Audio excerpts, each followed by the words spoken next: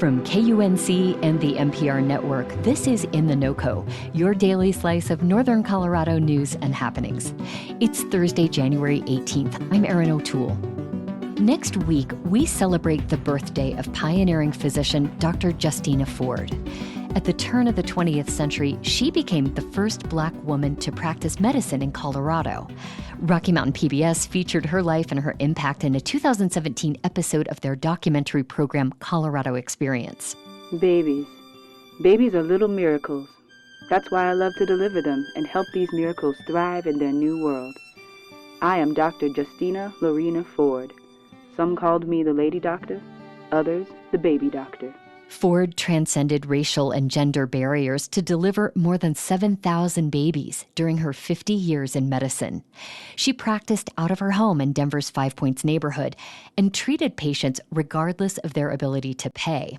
She saw that work as her true calling and higher purpose. For as long as I can remember, I wanted to be a doctor, a healer of the sick. I used to like to help dress a chicken for dinner so I could see what was on the inside. I watched my mother use her hands, heart, and ways of our African ancestors, using roots and natural herbs to take care of her patients, and I wanted to do the same. A few years ago, I dialed up Terry Gentry to discuss Dr. Ford's legacy. Gentry heads Black engagement efforts at History Colorado. Back then, she was working as a volunteer docent at the Black American West Museum and Heritage Center in Denver. For people who are not familiar with her name and her work, give us a quick summary. Who was Dr. Justina Ford? Dr. Justina Ford is the first African-American female licensed physician in Colorado. And Dr. Ford attended Herring Medical College in Chicago. And so she was a fully accredited physician when she arrived and applied for her medical license in 1902. She was denied membership to the Colorado Medical Society, and having that membership was required to practice in our hospitals. So she set up practice in her home, and the museum is located in her former home at 3091 California Street. It was relocated from 2335 Arapahoe Street in 1984, and at this present site, Mr. Stewart moved the museum into that location in 1988. What inspired Dr. Ford to go into medicine? Dr. Ford's parents were formerly enslaved, and when slavery ended, moved to Illinois. She's the youngest of four children. She would go out with her mother, who was a midwife and nurse, and took care of a lot of folks in the area, and Dr. Ford was with her as a child doing all of those things, and I think that inspired her to continue that way of life. So when she graduated high school, she went on to college and then later attended Herring Medical College in Chicago and graduated in 1899. Herring Medical College is a homeopathic college, so it was a very rigorous training, and quite a few people that attended went on to have incredible careers around the country, and they were quite a diverse number of students, so it wasn't limited to a specific group of students. So it was a wonderful place for her to attend. When she came to Colorado, reading about her, she had trouble getting the medical license. She really had two things working against her, being African American and being a woman. How unusual is it that she set up practice in her home? The fact of the matter is the medical examiner said that he hated to take her money because she had two strikes against her. She was female and colored, the terms of the day. And then the Colorado Medical Society didn't entertain giving her membership at all. So she had a lot of challenges to reach. And she took over the practice of another physician that was retiring and worked very hard to build up that practice.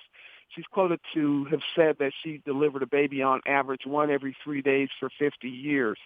So she worked nonstop around the clock, helping babies come into the world. She was also a pediatrician, taking care of those babies once they were here. She was taking care of their family members. So it was a nonstop practice. She was very driven and very determined to take care of folks from wherever they hailed from on the planet. And there were folks in our community from all over the world. So she attended the delivery of more than 7,000 babies, more than 37 different nationalities, knew in the range of 8 to 11 languages and dialects. Is there a particular story that you've heard about Dr. Ford that stands out to you so that you could share with our listeners?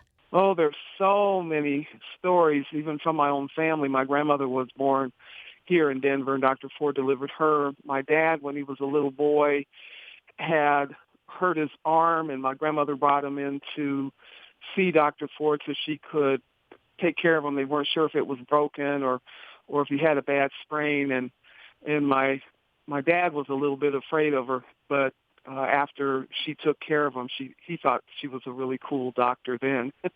There's so many other stories of my parents, friends, and relatives and things that were brought into the world by Dr. Ford. So it's like listening to stories about my family. What do you see as her legacy today? Dr. Ford's legacy is, I believe, it's a celebration of life. And I believe it's a celebration of children and families and giving a perspective for other young African-American women and anyone else that is interested in the medical profession to look to her as inspiration for their own careers and for their own direction. She impacted our community so much, not just delivering babies, but taking care of people from the time they were born until they passed away, and never, ever concerned about how they were going to pay their bills. And sometimes they had to give her money out of pay $5 a week, or sometimes they had to get groceries or things from their garden, or they'd come over and do some labor at her house just to pay the bill. So her primary objective was to take care of folks. And that's something, I think that's a lesson we can learn now is first and foremost, take care of people and then figure out the rest.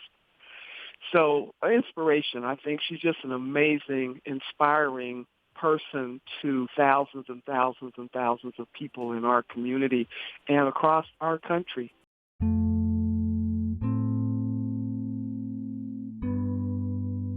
Terry Gentry now heads up Black engagement efforts at History Colorado.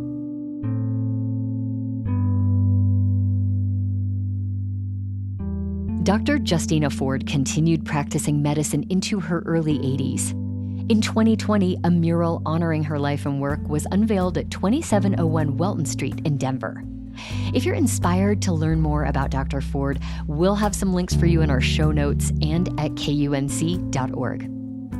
And as we gear up to celebrate Black History Month, we want to hear from you. Who are some Black Coloradans you'd like to acknowledge? Send us a text or leave us a voicemail. The number is 970-614-5323.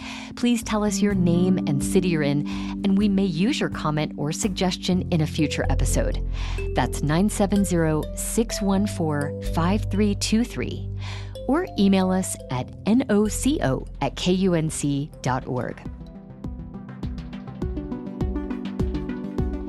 That is it for us today here on In the NoCo. We'll be back tomorrow with more of what's happening in Northern Colorado. Robin Vincent is our executive producer. I'm your host, Erin O'Toole. Thank you so much for listening. We'll see you next time.